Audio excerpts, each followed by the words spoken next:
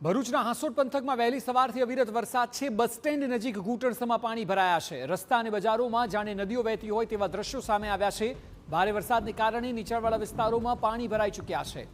ફુરજા 4 રસ્તા વિસ્તારમાં flash flood જેવા દ્રશ્યો સર્જાયા છે। અનરાધાર વરસાદથી બજારમાં દુકાનો પણ બંધ રાખવામાં આવી।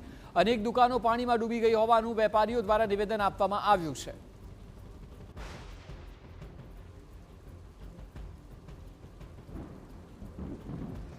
દર વર્ષે આ નવું એમનો ગટરો બનાવી છે તો દુકાનો પાણી ભરાઈ જ જાય છે। આ કાયમ અમારે નુકસાન વેઠવું જ પડે છે। દર વર્ષે જ નુકસાન વેઠવું પડે છે।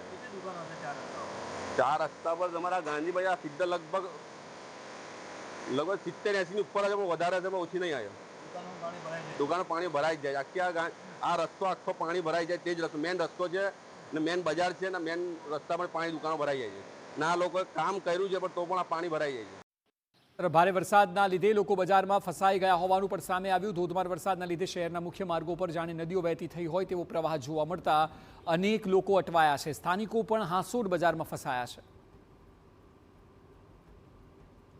હું બજારમાં આવેલો શાકભાજી લેવા, પણ વરસાદ ફસાઈ ગયો। બહુ પાણી છે, બહુ પાણી છે, તમને દેખાવ બહુ પાણી છે। કોઈને બજારમાં બી આવું નહીં 2-3 કલાક તો વધુ બહુ પાણી છે। થઈ રસ્તા બંધ છે। વિસ્તારોમાં જળબંબાકાર છે। અનેક વિસ્તારોમાં પાણી ભરાતા હાલાકી સર્જાઈ છે।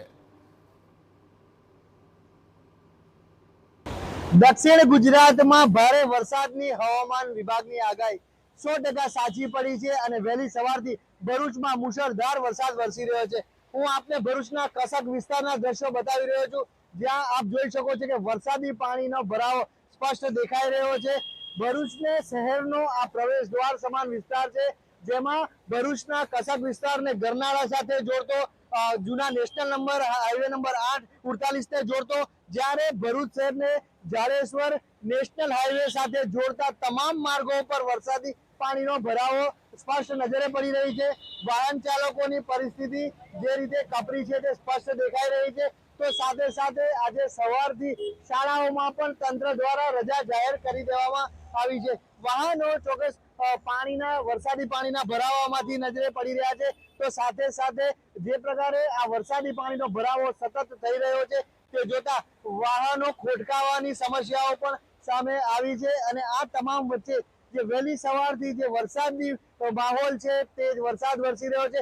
ભરૂચ શહેરના અનેક વિસ્તારોમાં પાણી ભરાવાની આ સમસ્યાઓ સામે આવી છે। જોકે તંત્રને ક્યાંક ને ક્યાંક આ તમામ વચ્ચે પ્રી મોન્સૂન કામગીરીની લાચારીના દ્રશ્યો પણ આ નજરે પડી રહ્યા છે। અંકિત મોદી, TV9, ભરૂચ।